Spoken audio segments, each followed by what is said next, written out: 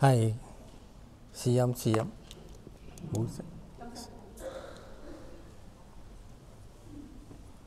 呢個要阿金妙玲嘅中氣先得嘅。試音。係各位兄弟姊妹早晨嚇。咁有冇啲意外咧嚇？即係我哋不嬲都係下主教帶備證係嘛？我哋都要請咗佢噶。不過佢係臨時話，即係有啲好緊要嘅事要處理咁嚇。咁我揾我做替工，希望我能夠恰當地做佢嘅替工啦嚇。咁今朝我哋備證開始，由玫瑰經開始，其實係一件好美妙嘅事呵。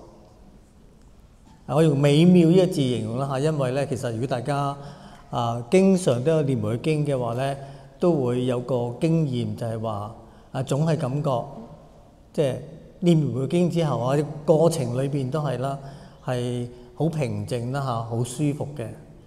咁亦都往往念完之後咧，我哋係都會經驗到即係得到好多嘅恩寵㗎。咁今日我哋嘅題目係希望嘅朝聖者，同玫瑰經有咩關係咧嚇？首先啦，我將呢個題目即係拉上去，我哋作為善別組員呢個角色嚟去睇下。作為一個善別組嘅組員咧嚇，即係我哋要成為一個係滿有希望嘅朝聖者。點解咧嚇？因為我哋接觸嘅好多時都係咩啊？亡者嘅家屬親友啦。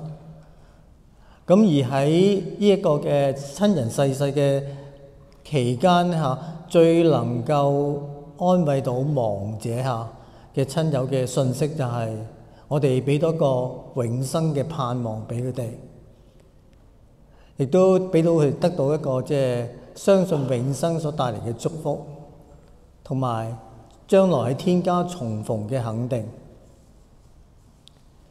當然啦嚇，講就容易嗬，要令到呢啲接受我哋服務嘅人去肯定天堂嘅實在性係唔容易㗎。如果要佢哋感受到嘅話咧，首先係要點啊？透過我哋嘅所言所行啦嚇。首先要令到佢感覺到我哋一班充滿咗信德同埋希望嘅人。講到呢個嘅希望嘅朝聖者，考大家個問題啦。邊一個教會歷史裏邊邊一個人係一個最完美嘅希望朝聖者？貼士同今日有關㗎。有人我已經聽到個正確答案係聖母嚇。聖母係最完美嘅希望朝聖者。喂，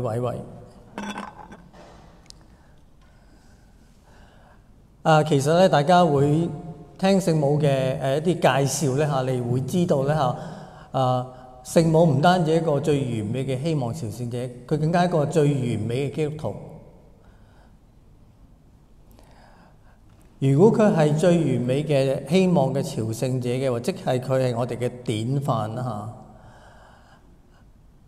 我哋點樣可以學習到聖母咧嚇？其實由聖經對佢嘅描述由我哋默想玫瑰經嘅內容咧嚇，我哋都可以係得到呢一方面嘅學習嘅機會啦嚇。好啦。當我哋真係能夠學習聖母成為一個希望嘅朝聖者嘅時候，我哋會有咩嘅特質俾人睇到啊？例如聖母，如果大家問你下，佢有咩特質俾你係好強烈感覺到嘅咧？咁我哋一定會話佢係咩啊？非常之有信德、好有恩寵嘅人啦，係嘛？我哋話好有信德、好有恩寵嘅人，佢嘅生活嘅表現係點啊？其實同我哋一個熟悉嘅名詞有關，佢係會咩啊？身在塵世，而咩啊？心繫天鄉。咁講好靚，不過抽象嗬。有冇啲實際例子咧嚇？一陣我會講聖母嘅例子，不過講聖母之前講啲我哋啲凡人普通人可唔可以做到呢一個嘅身在塵世、心繫天鄉嘅滿有希望嘅朝聖者咧？其實係有嘅。我哋好熟悉嘅聖小德蘭喺佢每日頌裏邊好清楚表現出佢係一個咁嘅人。佢點樣講啊？佢話佢願意，佢期望佢嘅每一個呼吸、每一個心跳係用嚟讚美天主。呢一個嘅靈修呢一個時時都渴求天主同在臨在嘅呢一份嘅渴求，係一個將呢個身在塵世心繫天鄉係活現咗出嚟。係咪淨係祈禱裏邊可以做到呢？其實唔係喎。另外一個我哋熟悉嘅例子，唔好意思啊，等我戴個口罩先啦。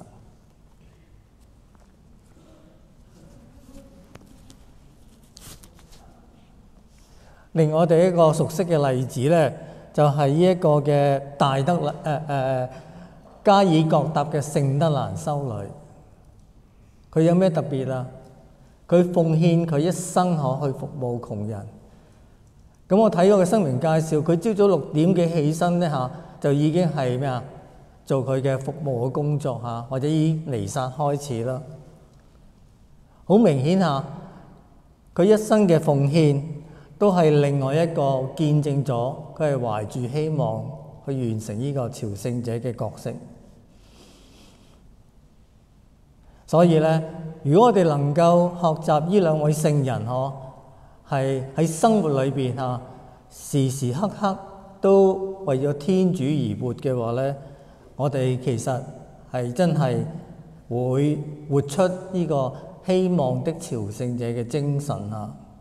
咁你話我又唔係修道嘅人，點樣可以喺日常嘅生活裏邊去做到時時祈禱時時服務呢？其實係可以嘅，因為我哋擘大眼嗰一刻開始就會點啊？遇到好多人喺屋企，我哋可以敬愛父母、關愛弟妹、幫忙家務。出到街，我哋遇到人嘅時候，就係懷住一份幫助別人嘅心。如果有工作嘅話，做好自己嘅工作崗位，貢獻社會。喺堂區嘅話，就唔好只係做一個主日教友，係點啊？積極去做服務，參加善會。呢啲種種嘅實際行動，為咗天主而去喺微小嘅事上做大愛，係我哋成為希望的朝聖者嘅一個好簡單可以做到嘅方法。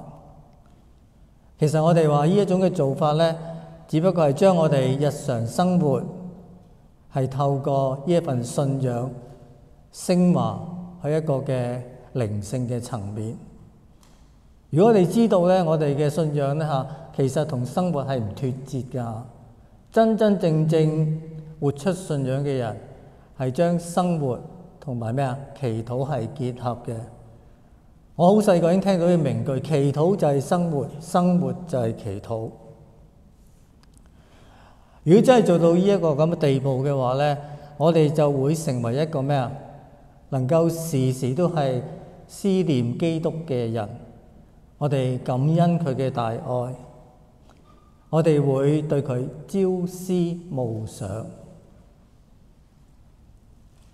呢個4字詞好緊要啊！我希望大家能夠對基督、對天主係能夠有一份朝思暮想嘅心情。當我哋有呢份心情嘅時候呢，我哋嘅生命呢，好奇妙就出一啲變化。有咩變化？我哋會時時刻刻為咗愛佢而去愛人，變得更有力、更有效地愛人。我哋就會成為一個有生命力嘅基督徒。以上漂亮嘅説話呢，喺順境嘅日子呢，就好容易講即係生活平安裏邊事事順遂啊嚇，經濟工作都冇問題啊，身體健康啊。我哋咧好容易去做見證嘅，不過喺逆境嘅時候，喺困難嘅時候，甚至面對死亡嘅時候，我哋仲能唔能夠繼續保持一個希望的朝聖者呢一份嘅心態呢？其實我哋係可以嘅，因為有人為我哋做咗一個完美嘅典範，呢個就係聖母媽媽。點解咁講呢？大家如果有念歡喜五端嘅話呢，你會發覺歡喜五端所描述嘅情景呢，其實為聖母而言呢都係帶嚟好多危機、憂苦嘅挑戰。我點解咁講呢？就以歡喜一端天使報喜為例啦。我哋會睇到，對於聖母嚟講嘅話呢，表面上邊天使話俾佢知佢成為救主嘅母親係一個莫大嘅光榮，莫大嘅祝福。不過實際嚟講嘅話呢，喺現實層面嚟講嘅話，呢一份光榮任務嘅背後呢，其實係帶住好大嘅危機、好大嘅壓力，因為聖母懷孕耶穌嘅時候，約瑟唔知道，佢嘅父母唔知道當佢真係大肚嘅時候，呢一個新嘅生命唔會為佢帶嚟祝福，只會為佢帶嚟災禍。點解啊？因為當時嘅猶太法律嚟講嘅話呢，一個不忠於丈夫嘅女人呢係會被石頭砸死嘅。咁聖母其實就係呢個咁嘅處境下，佢肚都唔知喺邊度嚟嘅，係嘛？佢甚至係約瑟解釋都點啊？會唔會相信呢？呢個所謂神話故事一樣嘅解釋下。所以對於當時年僅14歲嘅聖母嚟講嘅話呢，佢好大嘅壓力、好大挑戰就係點樣向父母、向未婚夫解釋佢懷孕嘅原因。佢就算直言話俾佢哋知天使報喜呢件事，不過亦都會好難令佢哋約瑟同埋父母相信。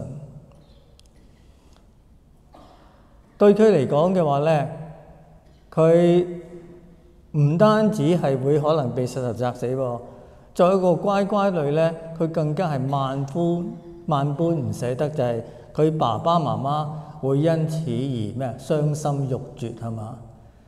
本來諗住養大一個咁乖嘅女，係嘛？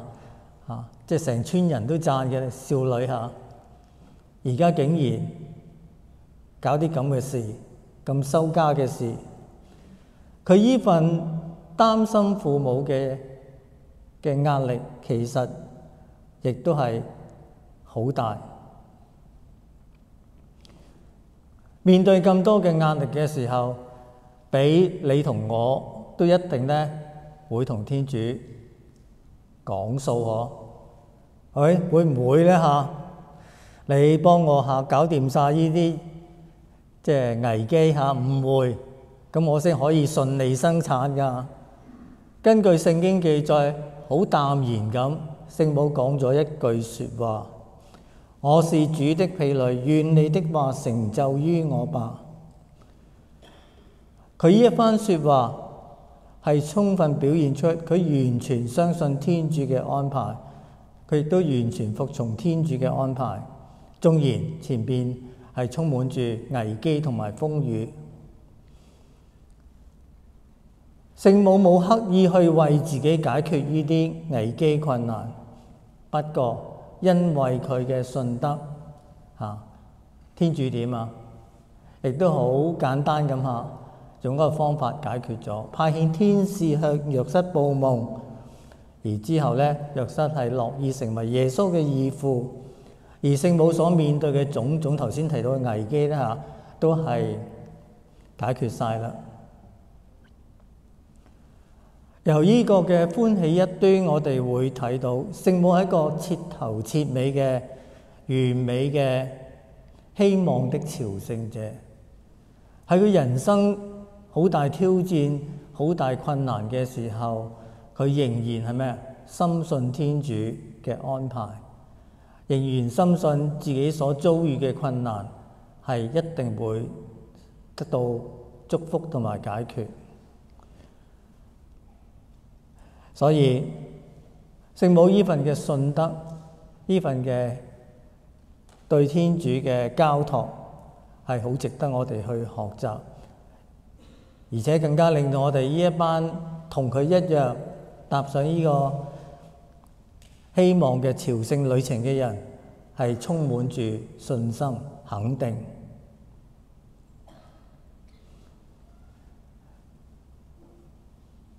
好，喺繼續講落去之前呢嚇，我係會邀請大家同我一齊一齊念天主經、聖母經、聖三光榮經，去再一次祈求聖神帶領我哋去更加體會呢一端玫瑰經嘅深層信息，同埋藉住呢份體會，我哋都願意我哋生命係更加能夠實踐福音嘅精神。請大家同我一齊念頭先提到嘅三篇經嚇。因父及子及聖神之名，我們的天父，願你的名受顯揚，願你的國來臨，願你的旨意奉行在人間，如同在天上。求你今天賞給我們日用的食糧，求你寬恕我們的罪過，如同我們寬恕別人一樣，但救我們免於兇惡。萬福瑪利亞，你充滿聖寵，主與你同在。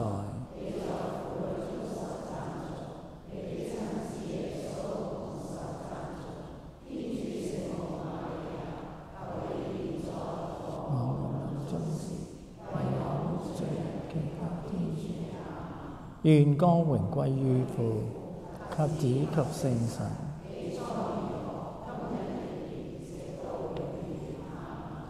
因父及子及聖神之名，阿們。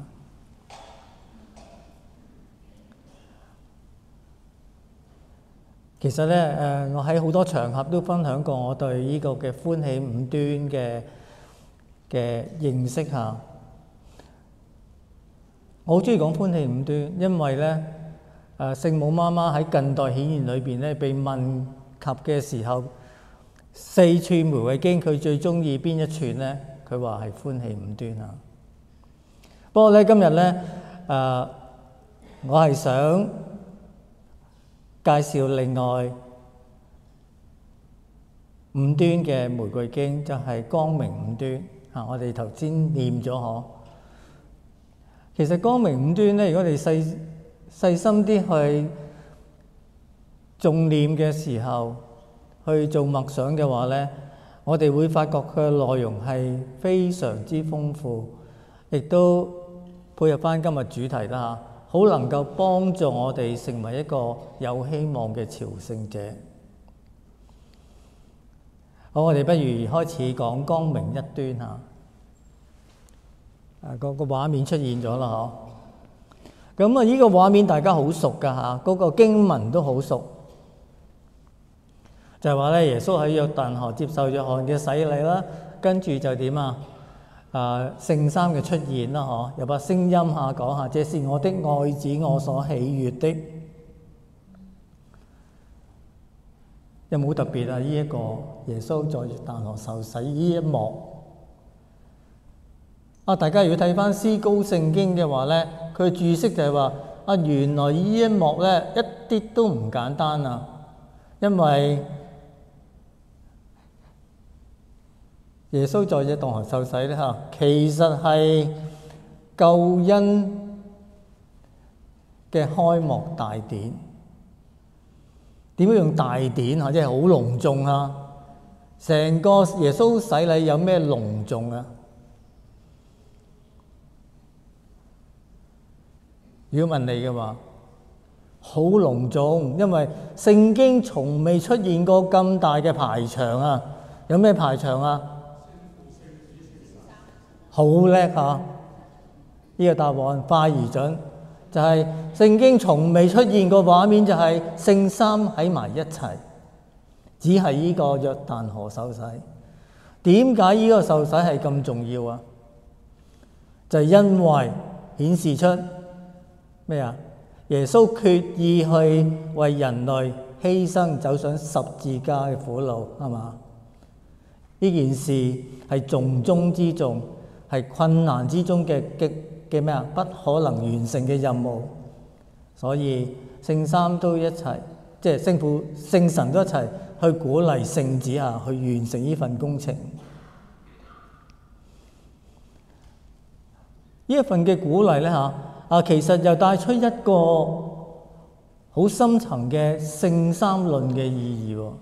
我成日都覺得聖三論好深㗎，但係其實聖三論最後即係或者係好重心一個嘅核心嘅思想就係聖三係乜嘢啊？係相通嘅，同心同德嘅。喺度我哋點樣睇到聖三對耶穌嘅受洗係同心同德啊？首先我哋睇一睇下，就係耶穌自己啦。耶穌佢對於自己嘅苦路有乜嘢嘅令我哋認識嘅表現啊？佢知道自己要行呢條路咯，嗬！特別透過呢個咩啊？呢個洗禮呢件事。點解呢件事令到佢知道佢要行苦路啊？咁啊，啲聖經學者又解釋啦嚇。原來天父所講嗰番説話，這是我的愛子，我所喜悅的呢句説話咧，其實係舊約先知預言受苦僕人嘅差使嘅一句説話，即係話咧，耶穌佢嚟到世上。其中一個好重要嘅角色扮演，除咗君王之外啊，更加係一個受苦嘅僕人。咁對於受苦僕人，對耶穌嚟講，係咪好易去履行嘅咧？因為佢係神嘅兒子，係嘛？佢唔怕受傷嘅，唔怕痛嘅嚇。事實唔係喎，因為我哋如果記得嘅話咧，喺山園祈禱啊。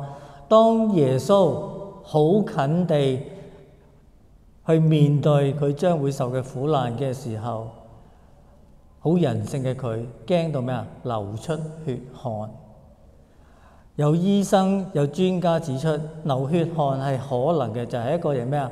極度恐慌底下。咁即係話耶穌真係好驚啊！不過幾驚都好，點啊？佢由呢個嘅洗禮嘅呢一日開始，佢咩啊？欣然接受呢份差事。點解佢願意行呢條苦路咧？因為咩？呢個係咩啊？天父為佢嘅安排。呢份父子之間嘅咩啊？同心同意，我哋係咪可以開始欣賞到啦？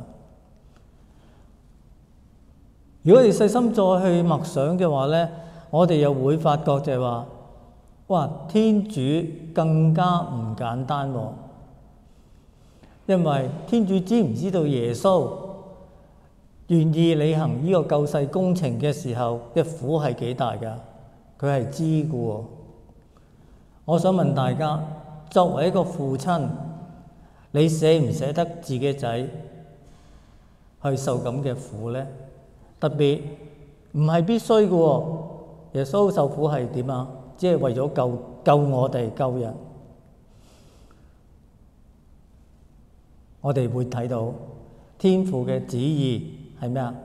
不變嘅嗬。呢份救人嘅決心，佢知道耶穌縱然受咁大嘅苦都好，佢仍然係咩啊？願意耶穌去履行、去實踐。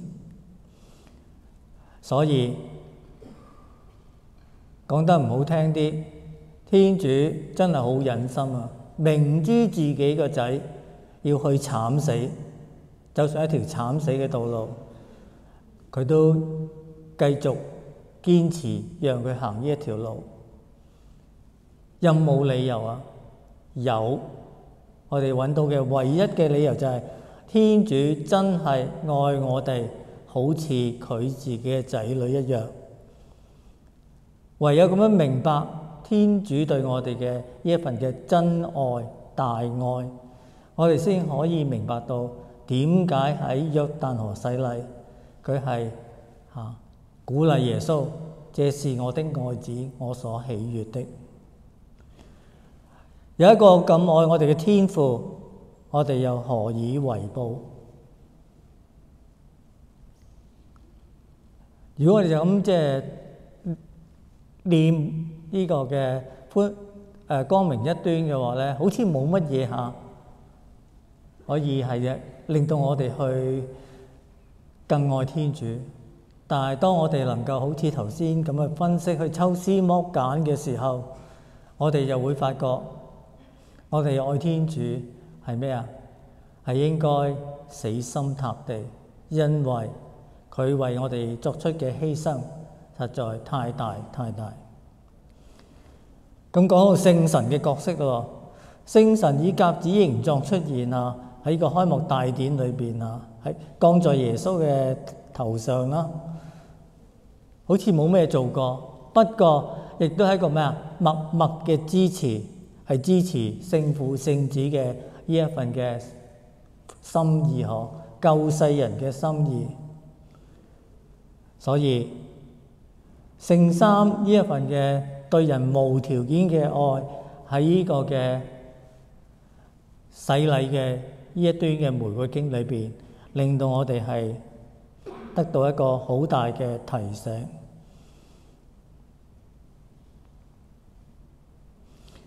所以總括咧，我哋就會話咧約旦河洗禮令到我哋更加明白聖三對人嘅愛係深不可測，更加令到我哋會感到對天主嘅虧欠，而我哋亦都應該係有一個反應，就好似咩四旬期好多時提出嘅一個默想嘅結論就係，我哋應該要係咩下定決心，唔再犯罪，傷害呢個為我哋走上苦路嘅耶穌。我哋應該有一種嘅心中刺痛嘅感覺。宗徒大事錄2章37節呢4個字有冇留意到啊？當伯多祿第一次離開佢哋嗰個走出大街啦第一次宣講嘅時候，啲人聽完伯多祿嘅宣講咧，聖經就用心中刺痛去形容佢哋嘅反應，因為我哋的確要有心中刺痛，因為耶穌所為我哋作出嘅犧牲實在係太大太大。我哋唔可以就咁好似點見慣不怪我哋成日都望住十字架，但係冇乜感覺㗎，係嘛？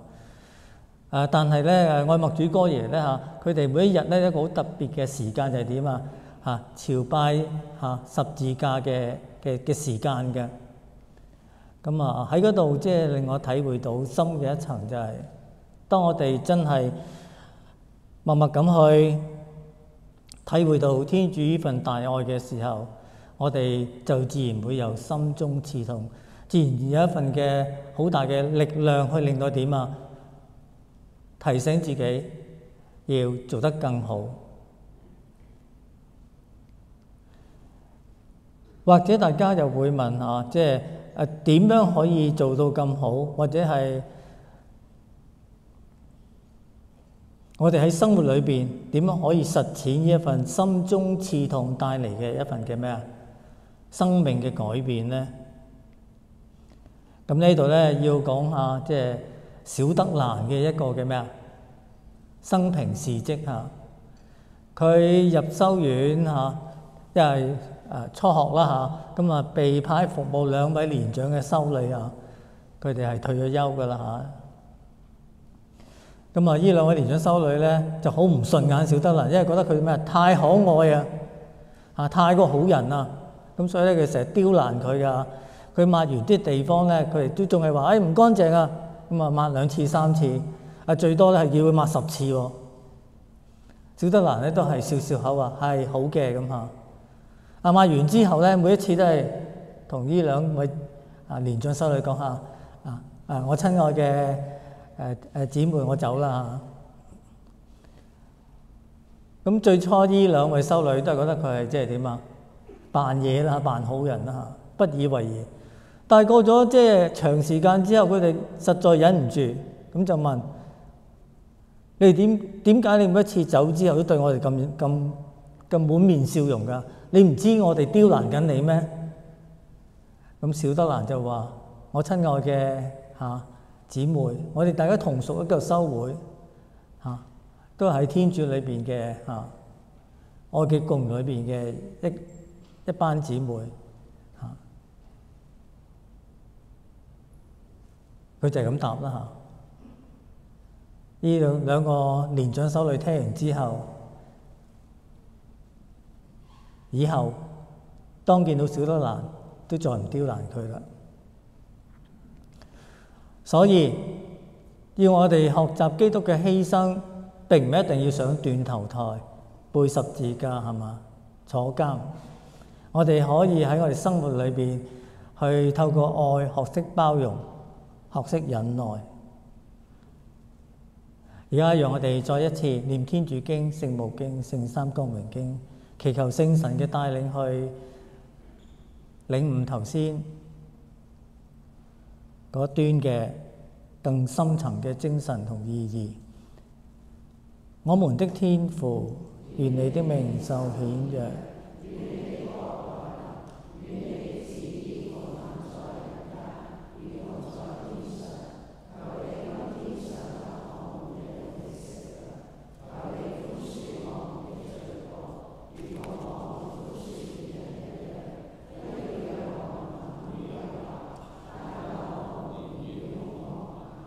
萬福瑪利亞，你充滿聖寵，主與你同在。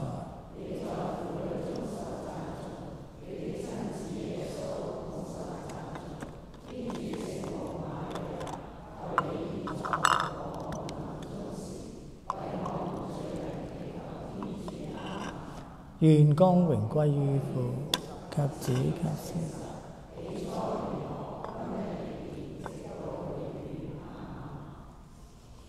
好啦，我哋進入呢一個嘅光明異端，係咩啊？加納婚宴。加納婚宴俾咗咩嘅啟示我哋咧？點樣可以幫到我哋做一個更有力、更有希望嘅朝聖者咧？其實係有嘅嚇。如果大家留意成個聖經嘅描述嚇，係好豐富嘅嗬。咁只係抽其中嘅2、3點去做分析啊。加納婚宴咧，我哋會睇到就係話有一個好奇怪嘅情節出現，就係呢個奇蹟係因為聖母嘅轉求而係出現嘅。不過我哋留心睇事件發展嘅話，又會好奇怪，就係話耶穌係一開始拒絕聖母嘅。佢點樣拒絕啊？佢話佢時間尚未來到，係嘛？即係佢唔想出手嘅嚇。聖母嘅反應係點啊？繼續掠耶穌啊？冇啊！聖母都唔理耶穌就點啊？跟住吩咐啲僕人，叫僕人就話耶穌吩咐你做乜就做乜。咁結果呢一份咩啊？默默無言嘅溝通，就促成咗呢一個嘅奇蹟。咁結果耶穌真係當聖母同啲僕人講完説話之後咧，佢就自動自覺咁叫啲咩啊？僕人去將嗰啲咩啊取潔禮用嘅缸咧搬嚟，係嘛？由呢個情節咧，我哋睇到就係話，當我哋有困難嘅時候，我哋向聖母祈求代禱，係會更容易得到耶穌嘅應允。呢一個咧係好多基督教兄弟姊妹唔明白嘅地方，但係我哋作為天主嘅教徒咧，實在太多呢一份嘅驚喜嗬！求聖母咧，往往會係點啊？好多出人意表嘅收穫㗎。點解咁啊？因為成個呢個加納婚宴嘅過程裏邊，我哋睇到就係聖母唔單止係我哋求佢會幫我哋啊，甚至點啊？我哋未求佢都會咩啊？主動出手，因為咩啊？大家留心翻個描述就係點啊？喺個婚宴裏邊咧個主人家冇同聖母講我哋好慘啊，冇走啊，但係聖母觀察到呢個問題，即係話咧，其實如果我哋係一個愛聖母嘅小孩子，成日親近佢嘅小孩子嘅話咧，你唔使擔心你有咩困難會遇到，因為你未同佢講，佢已經點啊？已經知道，已經準備幫你。不過你成日都唔喺屋企嘅話，成日都唔黐聖母嘅話，你嘅困難佢點啊？想幫都幫唔到啦，係嘛？所以咧，孝愛聖母係我哋點啊？得到恩寵嘅好有效嘅方法。咁大家或者會話咯，咁咪聖母好大佢唔係好大，佢唔係命令耶穌，而係點啊？喺聖經裏邊，我哋會知道就係點啊？聖母佢幾時都以婢女自居嘅佢所做嘅每一件事喺佢嘅歷史中嘅顯現佢曾經向人解釋過就係點啊？我會呼求大家向我祈禱，係因為透過我哋向佢祈禱，佢會做一樣嘢，將我哋帶到佢嘅聖子耶穌身邊嘅前邊。聖母做所有嘢都係只有目的，係會聖子去引領更多人得到聖子嘅救恩，得到更多嘅恩寵。所以佢從來都唔係咩居功自高嘅或者我哋再又睇下咯，呢一個迦納婚宴嘅另一個好唔着眼嘅情節就係嗰啲僕人咧，當聖母叫佢哋去點啊？聽耶穌吩咐嘅時候，佢哋有冇聽耶穌吩咐啊？有定冇啊？有啦，係嘛？因為唔攞啲缸嚟都裝唔到酒啦，係嘛？大家覺唔覺得呢個情節有啲怪怪地㗎？喂，佢又唔係主人家，我哋講到佢唔知乜水係嘛？叫我做啲咁辛苦嘅嘢裝滿5大缸嘅洗潔女用嘅缸係好辛苦麻煩但係啲僕人又服從喎。不過就喺佢哋唔明白亦都唔知點解嘅原因底下，只要聽耶穌嗰支笛，就係聽耶穌話就點啊？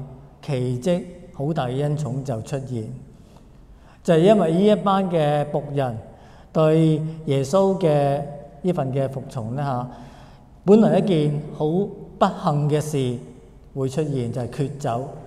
缺酒點解係好不幸係因為咧當時如果係一件咩好冇面嘅事咁如果係呢件事發生咗嘅話咧，可能個婚禮咧都會變得點係慘淡收場甚至鬧大家甚至個婚姻會破裂，可以係咁大件事嘅。但係耶穌輕描淡寫咁就點將水變成咗酒。唔單止係變成咗酒聖經話係咩嘅酒有人會知道啦，上等好正好正嘅酒，咁令到嗰個司席咧都奇怪，點解係一反常態嘅嚇？一般就係最靚嘅酒就一早攞出嚟，飲到啲人紛紛醉嘅時候就攞得差啲，啲人都已經冇嗰嘅感覺力啦嚇。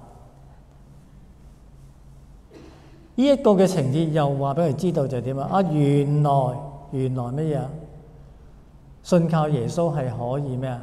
唔單止得到幫助，得到恩寵，而且係更大嘅恩寵，更大嘅幫助。你話係咪真㗎？以下咧講一對公教夫婦嘅佢哋嘅經歷啊。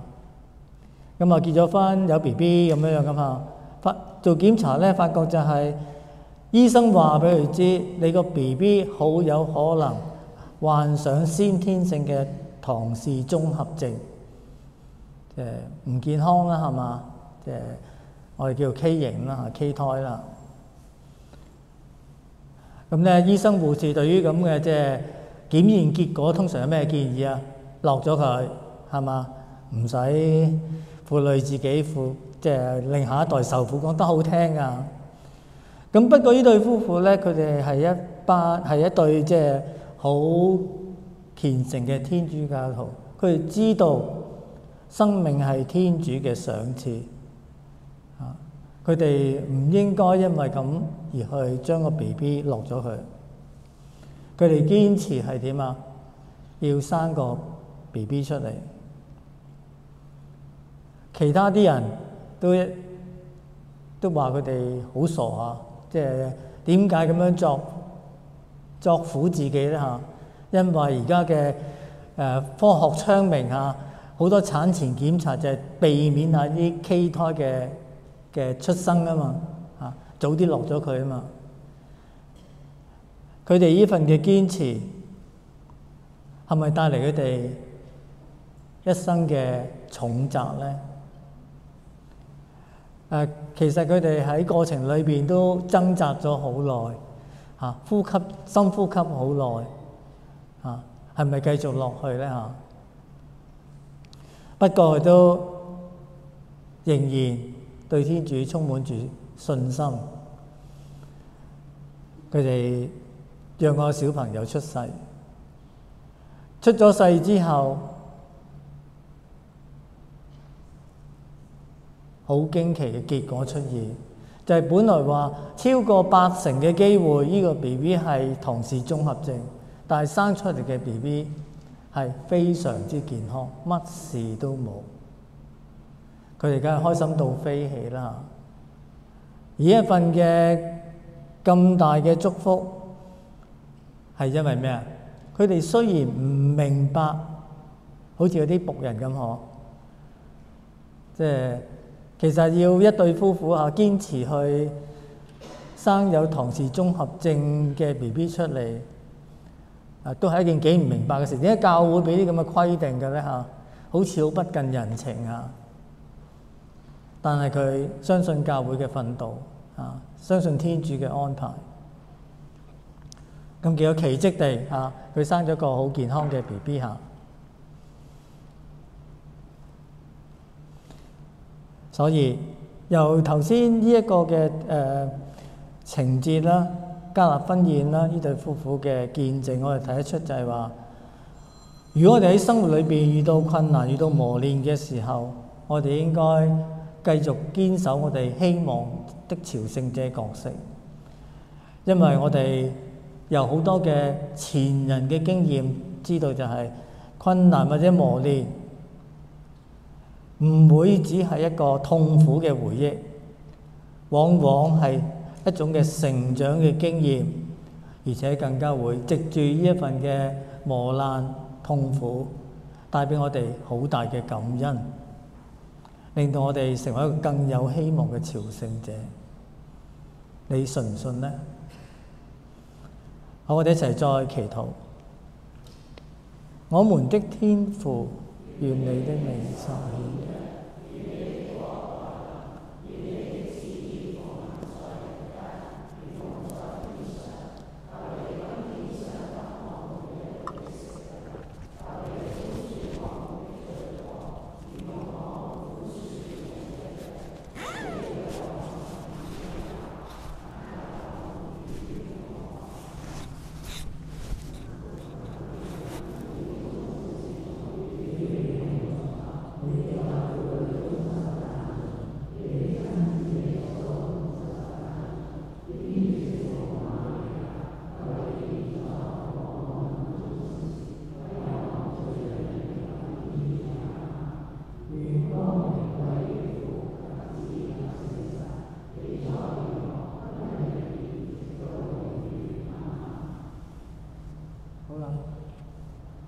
第三篇係耶穌宣講天國福音。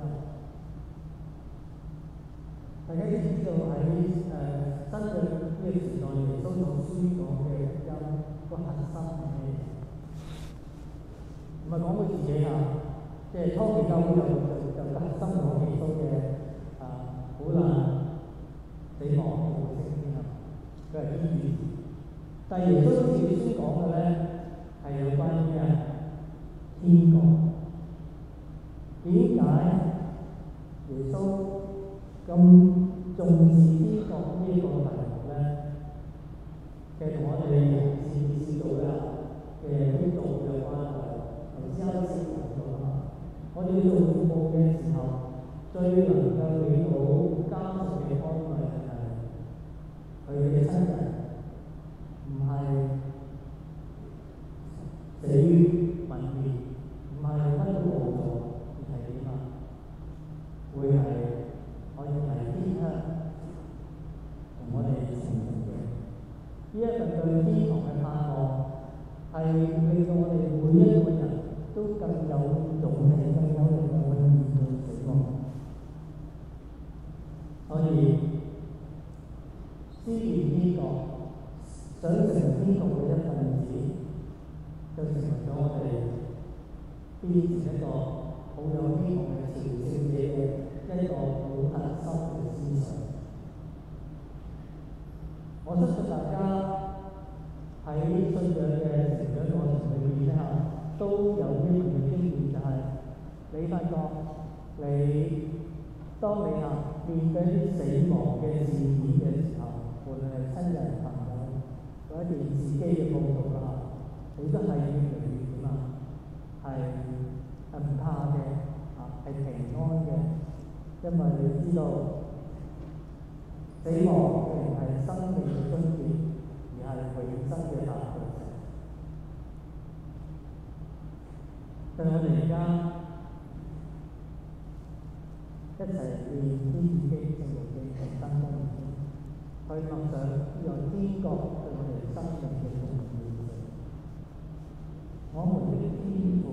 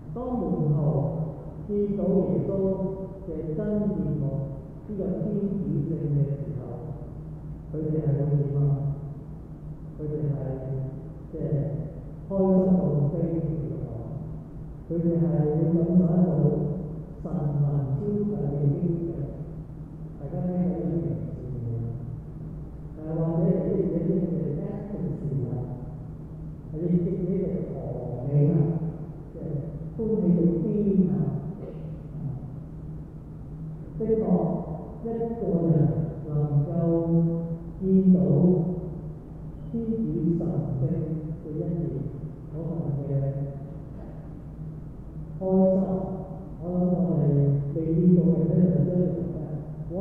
見到呢個好靚嘅美景喎，有啲人登上去唔知邊座山去睇日出或者睇雲海咁呢啲嘅美景都令佢讚歎不已而見到神嘅話，根據聖經嚟講係簡直係一個永世難忘嘅經驗。你話講咁多有對應咩？我都經驗到嘅，其實唔係你話就係話呢個經驗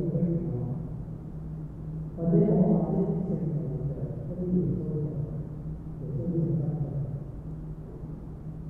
其實當我哋喺度祈禱學習嘅時候，呢份對天與神嘅感覺係我哋都唔經驗嘅，無非係經驗擺喺心裏，變成一條火，變成一個去分世嚟，成為一個更加願意去實踐天主旨嘅人。耶穌改變門檻呢件事係話俾人知，雖然人生係充滿變幻、挑戰同困難，但係當我哋同天主有相遇嘅時候，我哋嘅生活就變得不一樣。當我哋透過祈禱嘅時候，去感受天主嘅臨在；當我哋領聖體嘅時候，去感受耶穌嘅生命。呢份信仰其實都可以用大家。最出名嗰個係邊個？啱啱我哋復活第二日嘅咩啊？要天拿修嘅時機耶穌啊！喺佢嘅日記裏，佢成日都強調嘅喎，每一日佢最盼望嘅一件事就係領受聖體。而當領受聖體嘅時刻要明白嘅時候，佢淨係緊張到開心嘅，成間本身嘅神。當然啦，聖人呢一嘅對天主神聖嘅觸動係可以咁特別，因為佢同天主嘅關係好深。所以我哋都問佢：我哋可唔可以用聖人嘅話去成為一個天主有咁親密關係？我嘅答案係可以嘅，因為門徒當時覺得哇呢個耶穌好似太正啦，好似係最對佢啦，我無條再見佢真我就要求呢3個人講啦。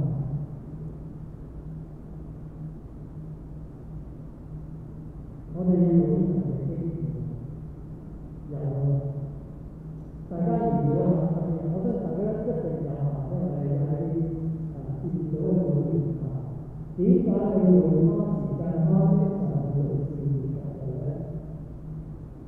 屋企咁多兩間，我哋都2尺嚟嘅，我哋出去行街去因為你發覺比起呢啲日常嘅娛樂消遣享受，更普遍一樣嘢係我們再記住真相。喺教會嘅環境裏面，喺祈禱裏面，我哋得到更豐富、更多嘅喜樂、更持久嘅喜樂。好讓我哋其實經文帶我哋更加深入體會呢個光明嘅對主。我們的天父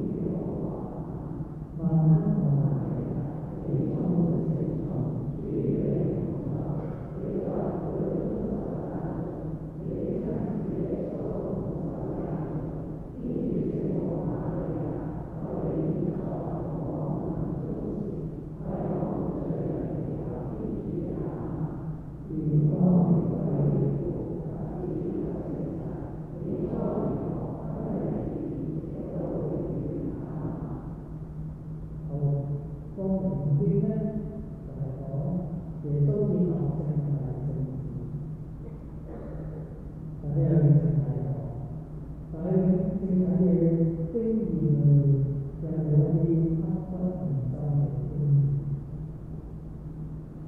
有佢冇都唔係因為其實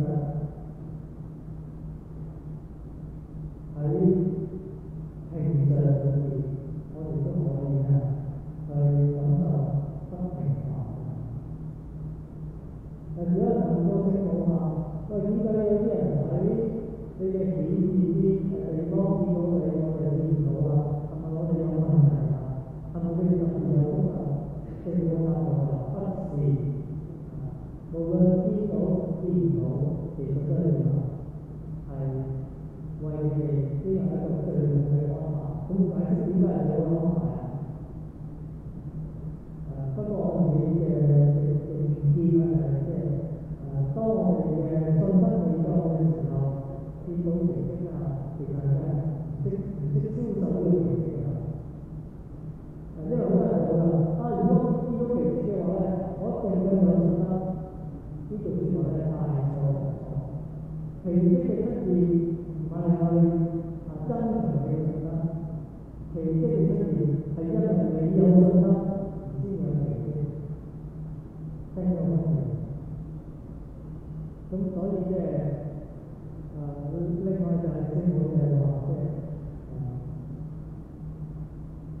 特別係好多人講過唔係視為一個大人佢哋當時都問佢嘅係咪係乖所以就見我哋，咁佢話只係一個緣分嘅簡單。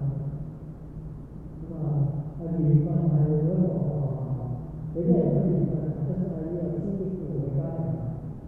或者我哋嘅緣分係一個平凡家庭嘅啦，但係更幸福更快樂。好，我哋講聖體聖事下，父天能收到你係對聖體聖事嘅嗰項嘅體會同埋講要求啊。咁所以咧，我哋應該學習嘅呢一樣嘅方求聖體，不求聖體嘅親民。而喺呢個聖體嘅生活裏面，係咪得到更多一去轉化自己嘅生命？有咩嘅好結果？有，你有可能成為下一個聖人。值得自己考慮。我都冇諗過呢個僆仔，唔好意思啊，呢位小聖人對另一位年輕人講。會本來大家都唔知道已經公證咗會被封為聖嘅卡，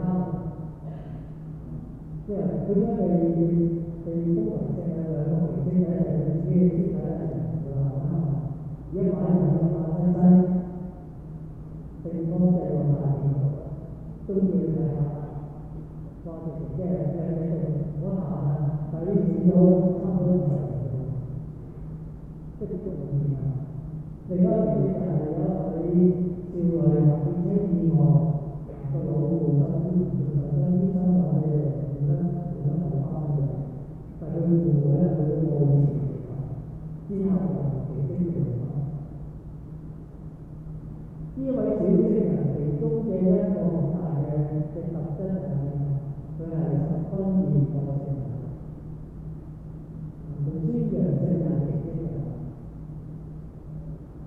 16歲就離開人世，仲要係死得好慘，佢係患癌症，或者係精神所以離世。但係喺恐懼裏面咧，佢竟然不斷安慰下佢嘅人，我而家好開心，今日我可以分享分擔基督嘅愛，我可以將我嘅痛苦貢獻俾教會，貢獻俾教會。我哋都能夠學到呢個小聖人嘅對聖體嘅協助，而升華自己嘅生命。我一齊祈禱，我們的天父，願你的名下之人，願你國行，願你